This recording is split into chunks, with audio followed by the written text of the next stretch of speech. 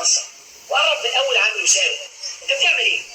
هب في العامل وقال: بكسر حاجات الصلبه دي بآلات بدائيه وبرصها زي ما الرئيس بتاعي بيقول، وبشر عرق تحت الشمس الولعه دي، شغل اللي يكسر الظهر ويزهق الواحد في عيشته.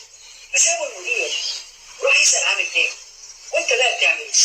كان رده: انا بشكل الاحجار دي بقطع ممكن استعمالها، بعد كده بتتجمع حسب تقديرات المهندس المعماري في عمل متعب واحيانا يبقى ممل، لكن بكسب منه فلوس عايش منها زوجتي واولادي. اي شغل احسن من ما فيش. وراح المدير لعامل تالت وسأله: وانت بتعمل ايه؟ فرد عليه وهو بيرفع ايده لفوق: انت مش شايف؟ انا ببني ناطحه سحاب. العمال الثلاثه كانوا بيقوموا بنفس العمل، ولكن نظرتهم تجاهه كانت مختلفه تماما.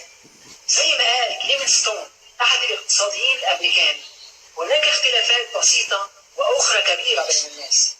هذه الاختلافات البسيطه هي النظره تجاه الاشياء، والاختلافات الكبيره هي كونها سلبيه او ايجابيه. دلوقتي خليني اسالك بعض الاسئله. هل الناس بتحب تكون حواليك؟ هل انت بتثق في الناس بنفس الطريقه اللي بتحب انهم يثقوا فيك بيها؟ هل بتحكم على الناس بسرعه؟ هل بتتحمل مسؤوليه اخطائك ولا بتلوم غيرك؟ هل بتتبسم بسهوله؟ هل عندك قدره على المزاح وبتقبله؟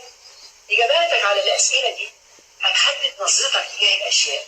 ولكن يا ترى ايه هو تعريف النظره تجاه الاشياء؟ تيجي منين؟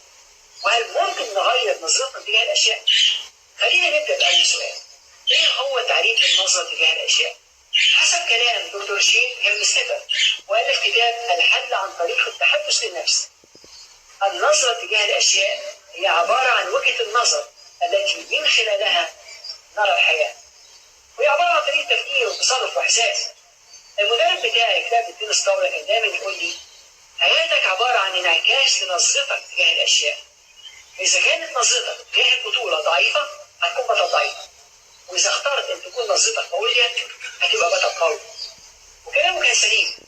اصبحت بطل تنس الطاوله في مصر بسنوات عديده، وفي الواقع اذا بصيت لمعظم الناس اللي حققوا نجاح عظيم في الحياه هتلاقي ان في عامل مشترك بينهم، وهو ان نظرتهم تجاه الاشياء كانت ممتازه.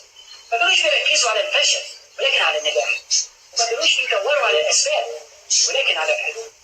واحد من اللي بعتبرهم مثل اعلى ليا كان دايما يقول لي: نظرتك الايجابيه تجاه الاشياء هي جواز مرورك الى مستقبل افضل. هي مش الغايه ولكنها طريقه للحياه. نعم، النظره تجاه الاشياء هي في منتهى الاهميه، هي الاختلاف اللي بيعمل كل الفرق، وهي مفتاح السعاده، وهي الوصفه السريه وراء نجاح القاده والرياضيين العظام. وغاندي قال: الشيء الوحيد اللي بيميز بين شخص واخر هو النظره السليمه تجاه الاشياء. ودلوقتي ايه هو مصدر نظرتنا تجاه الاشياء؟ حسب راي دكتور جيمس ماكونل مؤلف كتاب فهم سلوك الانسان، نظرتنا تجاه الاشياء تنبع من اعتقاداتنا. فكر في كلامك. لو انت مقتنع بعملك ايه هتكون نظرتك تجاهه؟ واذا كان العكس صحيح هتكون نظرتك ايه؟